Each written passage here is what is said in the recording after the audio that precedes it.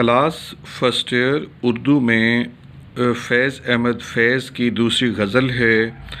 کب یاد میں تیرا ساتھ نہیں، کب ہاتھ میں تیرا ہاتھ نہیں، صد شکر کہ اپنی راتوں میں اب ہجر کی کوئی رات نہیں۔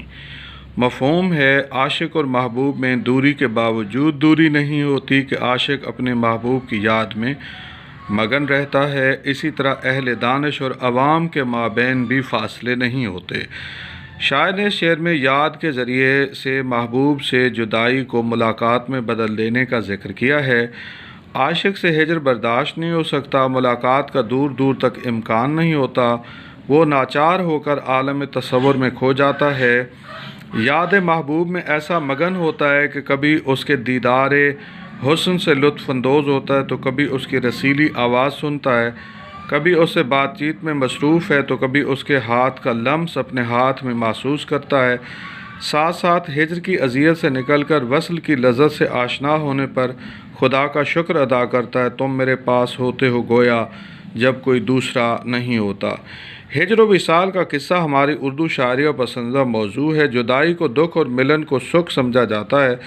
قدرت نے ہر دکھ کا علاج پیدا فرمایا ہے۔ تنہائی اور جدائی کا کرب دور کرنے کے لیے انسان کو قوت متخیلہ ملی ہے جس کے سہارے وہ تنہائی کو محفل میں بدل سکتا ہے۔ یہی کیفیت فیض نے بیان کی ہے کہ خدا کا لاکھ شکر ہے کہ میں نے تصور میں تصویر یار سجا لی اور ہجر وصال میں بدل چکا ہے۔ دل کے آئینے میں ہے تصویر یار، جب ذرا گردن جھکائی دیکھ لی۔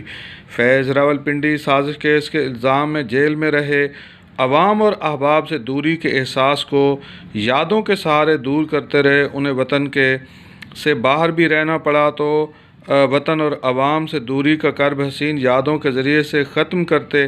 اس طرح کہتے ہیں کہ اب وقت دور نہیں جب سوشلزم منزل پانے والے کامیاب ہوں گے، کیونکہ شاعروں، دانشوروں، عوام نے ہاتھوں میں ہاتھ ڈال کر زنجیر بنا لی ہے۔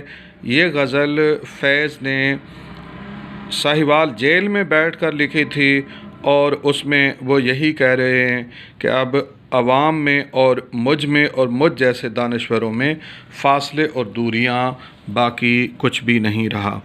دوسرا شعر ہے مشکل ہیں اگر حالات وہاں، دل بیچ آئیں جاں دے آئیں، دل والوں کوچہ جانا میں، کیا ایسے بھی حالات نہیں؟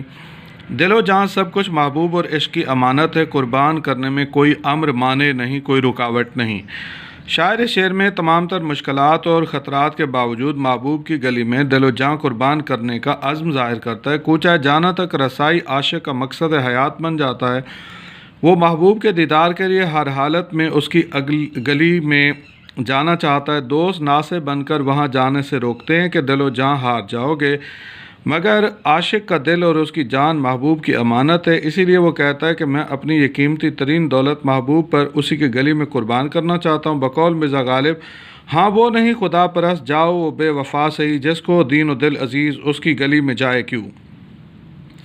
محبوب کی گلی پر پہرے ہیں کہ عاشق کسی طرح بھی اس تک نہ پہنچ سکے، وہاں بڑے خطرات ہیں، اس مقام پر جانے سے عاشق کی جان جا سکتی ہے۔ محبوب کا حسن اتنا زیادہ ہے کہ عاشق دل جیسی قیمتی شے اس کے ہاتھ بیچ سکتا ہے، لیکن عاشق ان خطرات سے نہیں گھبراتا۔ کوچہ محبوب میں ایک مقناطیسی کشش ہے جو اسے اپنی جانب کھینچ لیتی ہے۔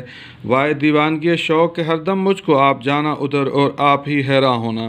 فیض احمد فیض کو اشتراکی انقلاب کی جد و جہد کے الزام میں جلا وطن ہونا پڑا۔ لبنان، فلسطین، روس، برطانیہ میں رہے، مگر وطن کی مٹی کی خوشبو انہیں اپنی جانب کھینچتی۔ وہ ملک واپس آنے پر اصرار کرتے، نظریاتی دوست کہتے جابر و عامر حکمران آپ کو قتل نہ کرا دیں، واپسی کے لیے سازگار حالات کا انتظار کریں۔ فیض سچے انقلابی تھے، وہ دل و جان کو وطن، قوم اور مظلوموں کی امانت سمجھتے تھے، اس لیے فی الفور واپس آنا چاہتے تھے۔